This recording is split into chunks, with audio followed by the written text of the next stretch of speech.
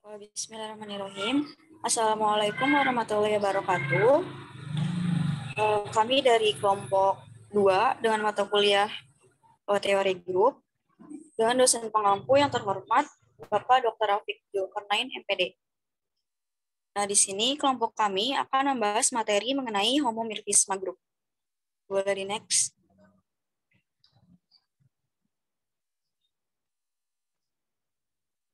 Untuk anggota dari kelompok 2 itu terdiri dari pertama ada Adira Agustina dengan NPM yang terlampir, kedua Fitriana Listanti dengan NPM yang terlampir, ketiga Nurul Istiqomah dengan NPM yang terlampir, dan yang terakhir ada Yuliani Wulandari dengan NPM yang terlampir. Boleh di next. Nah, baik, untuk pembahasan yang pertama itu akan dibahas oleh saya sendiri. Jadi di sini ada fungsi injektif, fungsi surjektif, dan fungsi bijektif. Untuk fungsi injektif sendiri, itu diketahui pemetaan atau fungsi A atau fungsi F, itu dari A ke B. Fungsi F ini dikatakan injektif jika dan hanya jika untuk setiap X dan Y merupakan elemen dari A.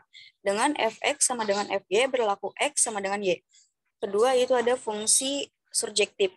Diketahui pemetaan atau fungsi F dari A menuju B, yaitu fungsi F dikatakan surjektif jika dan hanya jika untuk setiap Y merupakan elemen B, terdapat X elemen A sehingga Y sama dengan Fx. Yang ketiga itu ada fungsi bijektif. Diketahui pemetaan atau fungsi F dari A menuju B, fungsi F dikatakan bijektif jika F injektif dan F surjektif dan F surjektif. Nah, untuk contoh dari injektif itu, jadi fungsi injektif itu yang mana elemen A itu hanya memetakan satu pada elemen B. Untuk contohnya itu seperti ini. Misal ada elemen 1, 2, dan 3. Dan elemen B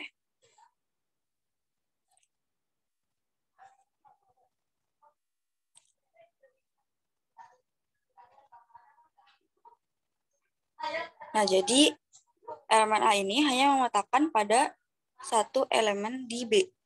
Jadi misal 1 ke W, 2 ke U, 3 ke V. Nah, seperti ini contohnya. Nah, untuk fungsi subjektif sendiri itu merupakan fungsi yang memetakan dari elemen A itu memetakan ke elemen B, boleh memetakan lebih dari satu gitu. Misalkan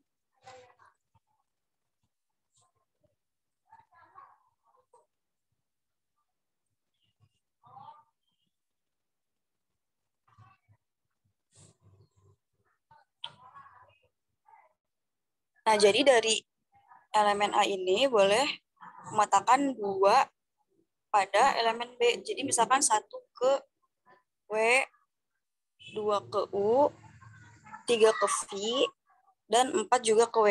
Nah, dengan catatan semua elemen dari B ini punya pasangan dari elemen A. Seperti itu.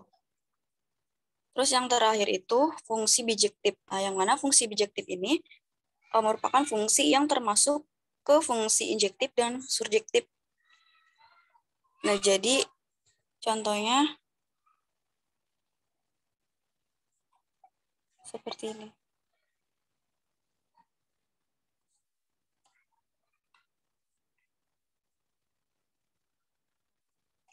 Nah, jadi pada surjektif ini yang berlaku dua fungsi tersebut. Jadi ada fungsi injektif dan fungsi surjektifnya juga. Nah, contohnya dari A memetakan ke P, dari B ke Q, dari C ke R, dan D ke S. Nah, ini berlaku untuk fungsi bijektif. Seperti itu. Baik, boleh di next.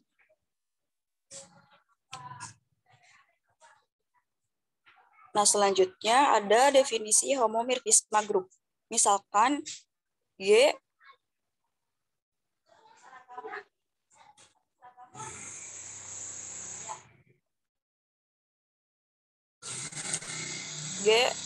terdapat bundaran, dan H terdapat operasi bintang adalah dua buah grup, maka pemetaan F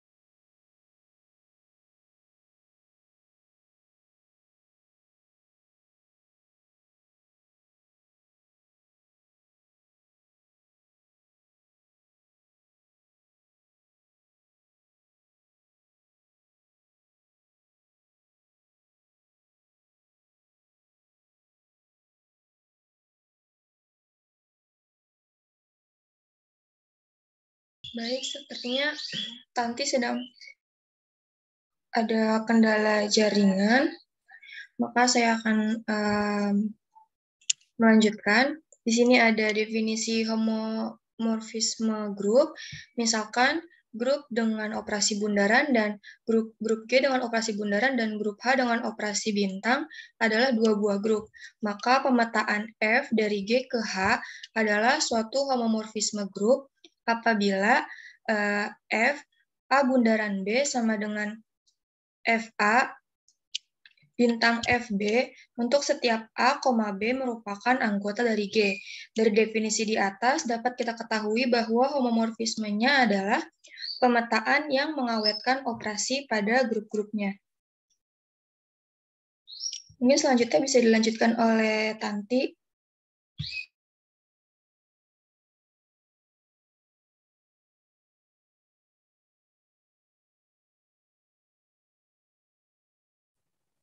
Oh iya, baik, mohon maaf. Di sini ada contoh satu, ada himpunan Z itu terhadap operasi plus adalah sebuah grup.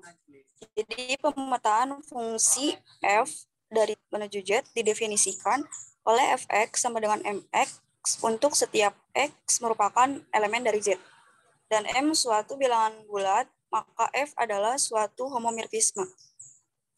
Sebab jika A dan B merupakan elemen Z, maka FA sama dengan MA dan FB sama dengan MB, dan A plus B merupakan elemen dari Z.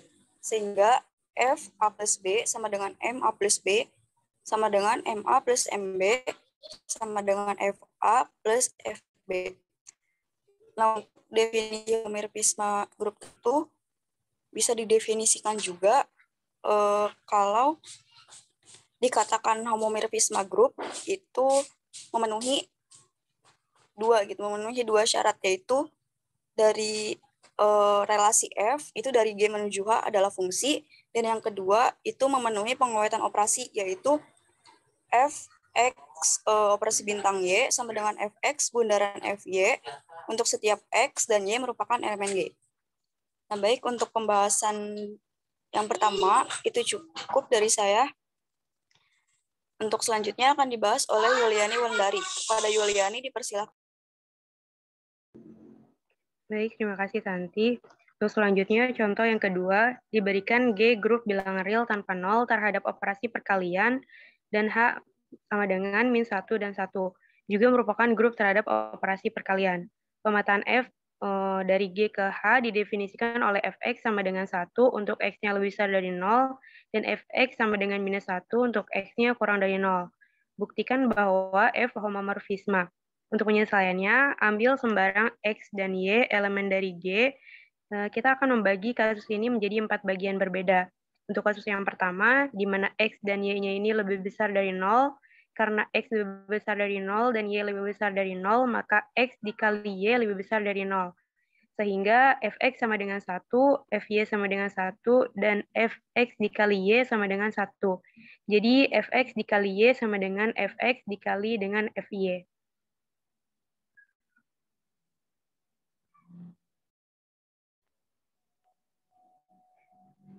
Untuk kasus yang kedua, di mana X-nya kurang dari 0 dan Y-nya lebih besar dari 0. Karena X-nya kurang dari 0 dan Y lebih besar dari 0, maka X dikali Y kurang dari 0. Sehingga Fx sama dengan 1, Fy sama dengan minus 1, dan Fx dikali Y sama dengan minus 1. Jadi Fx dikali Y sama dengan Fx dikali dengan Fy. Selanjutnya kasus ketiga, di mana X-nya lebih besar dari 0 dan Y kurang dari 0. Karena X-nya lebih besar dari 0 dan Y kurang dari 0, maka X dikali Y kurang dari 0. Sehingga Fx sama dengan 1, Fy sama dengan 1, dan Fx dikali Y sama dengan minus 1. Jadi Fx dikali Y sama dengan Fx dikali Fy. Selanjutnya kasus yang keempat, di mana X dan Y-nya ini kurang dari 0. Karena X dan Y-nya kurang dari 0, maka X dikali Y lebih besar dari 0. Sehingga Fx sama dengan minus 1, Fy sama dengan minus 1, dan Fx dikali Y sama dengan 1. Jadi Fx dikali Y sama dengan Fx dikali dengan Fy. Sehingga dapat disimpulkan dari setiap kasus didapat Fx dikali Y sama dengan Fx dikali dengan Fy. Dengan X elemen dari G, dan dapat disimpulkan bahwa F merupakan homomorfisme grup.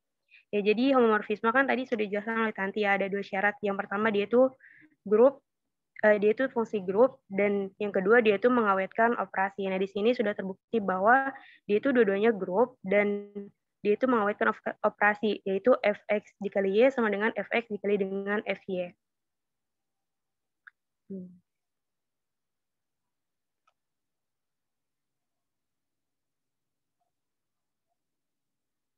Selanjutnya, contoh yang ketiga, misalkan G merupakan grup atas himpunan bilangan real terhadap operasi penjumlahan, sedangkan H grup atas himpunan bilangan real tanpa nol terhadap operasi perkalian. Didefinisikan pemetaan F dari G ke H dengan FA-nya sama dengan 2 pangkat A. Tunjukkan bahwa F merupakan homomorfisme dari G ke H. Penyelesaiannya, perhatikan pemetaan oleh F berikut ini dengan A dan B ini merupakan elemen dari G. Untuk A, maka FA sama dengan 2 pangkat A. Kemudian untuk B, maka FB sama dengan 2 pangkat B. Dan untuk A plus B, maka FA ditambah B dengan FA plus B sama dengan 2 pangkat A plus B sama dengan 2 pangkat A dikali dengan 2 pangkat B sama dengan FA dikali FB. Karena untuk setiap A dan B ini elemen dari G, maka FA plus B sama dengan FA dikali dengan FB. Maka F terbukti merupakan homomorfisme dari G ke H. Selanjutnya saya kembalikan kepada moderator. Baik, terima kasih kepada Yuliani. Selanjutnya untuk pembahasan yang ketiga akan dibahas oleh... Baik, terima kasih moderator. Di sini saya akan membahas tentang macam-macam homomorfisme. Jadi, homomorfisme ini memiliki beberapa jenis. Di sini ada 5. Dimisalkan bahwa pemetaan F dari grup G ke H adalah sebuah homomorfisme grup, maka F akan dinamakan monomorfisme jika F-nya itu bersifat injektif. Yang kedua, F dinamakan epimorfisme jika F-nya itu bersifat fungsi surjektif. Yang ketiga, F dinamakan isomorfisme jika F-nya ini bersifat fungsi bijektif. Yang keempat, F dinamakan endomorfisme jika nilai dari grup G sama dengan grup H. Dan yang terakhir, F akan dinamakan automorfisme jika G sama dengan H, tetapi fungsinya juga merupakan fungsi bijektif. Untuk perbedaan fungsi injektif, surjektif, dan bijektif sebelumnya sudah dijelaskan.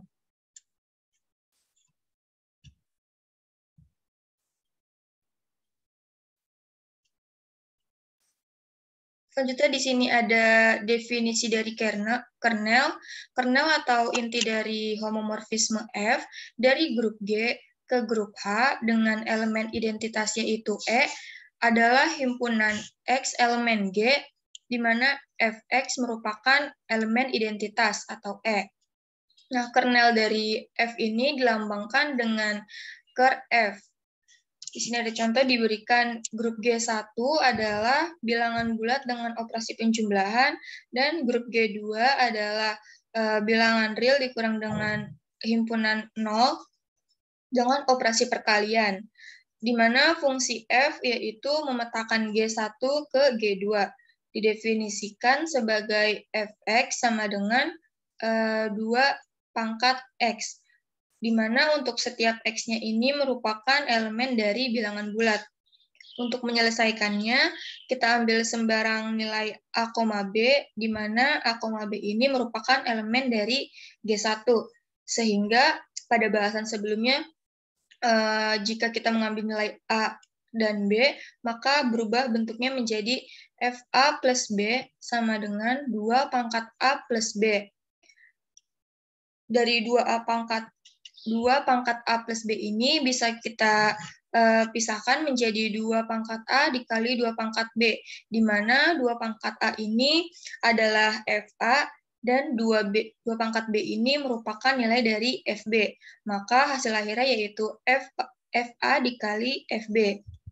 Dan untuk elemen identitas dari G2 adalah 1, maka untuk nilai FA-nya ini kan 2 pangkat A. Untuk menjadi 1 berarti A-nya ini harus bernilai 0 karena 2 pangkat 0 sama dengan 1. Sehingga kernel dari F ini merupakan subgrup 0.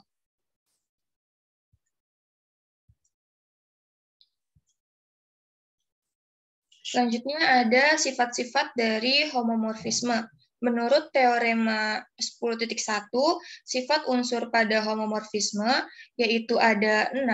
Di sini dimisalkan bahwa F adalah homomorfisme dari grup G ke grup H, dan misalkan G kecil merupakan elemen dari grup G. Maka sifat yang pertama yaitu F membawa identitas G ke identitas H. Lalu yang kedua, Fg pangkat N akan sama dengan Fg pangkat N untuk semua N-nya itu merupakan anggota dari bilangan bulat. Dan untuk sifat yang ketiga, jika mutlak G berhingga, maka nilai dari mutlak Fg akan membagi mutlak G. Sifat yang keempat, kernel F adalah subgrup dari G. Yang kelima, Fa nilainya sama dengan Fb jika dan hanya jika A kernel F itu nilainya sama dengan B kernel F. Dan sifat yang terakhir, jika Fg sama dengan G inverse, maka F inverse G inverse himpunannya akan sama dengan X elemen G, di mana Fx sama dengan G inverse, sama dengan G kernel F. Dari saya sekian, saya kembalikan kepada moderator. Baik, terima kasih kepada Nurul atas penjelasannya. Untuk yang terakhir akan dibahas oleh Adira. Terima kasih kepada moderator. Selanjutnya di sini ada definisi jika F suatu pemetaan dari G ke H adalah suatu homomorfisme, maka per F adalah suatu subgrup normal dari G. Buktinya misalkan ambil sembarang A elemen G dan B elemen ker F, maka F A B A aksen sama dengan FA dikali FB dikali FA aksen sama dengan FA dikali E dikali FA aksen sama dengan E. Sehingga diperoleh FA BA aksen elemen ker F, untuk A elemen G, dan B elemen ker F. Dengan demikian, ker F adalah subgrup normal dari G. Boleh di next.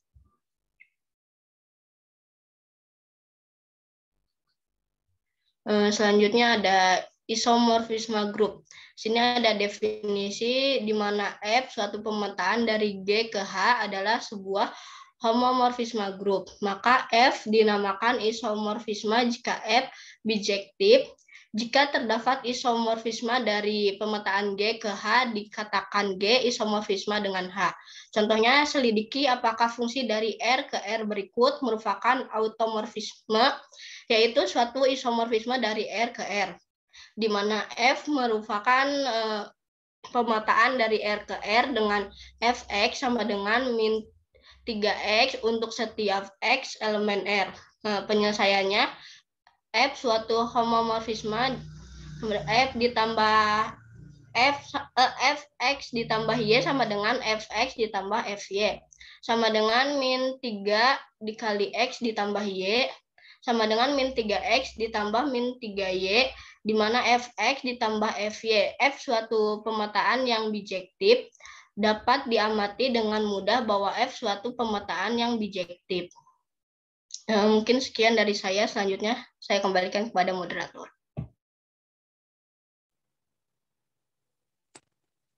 Baik, terima kasih kepada teman-teman yang sudah menjelaskan. Baik, mungkin dari kelompok 2 cukup sekian penjelasannya, dan mohon maaf apabila terdapat banyak kesalahan karena di sini kami juga sama-sama dalam proses belajar. Baik, saya tutup. Terima kasih. Wassalamualaikum warahmatullahi wabarakatuh.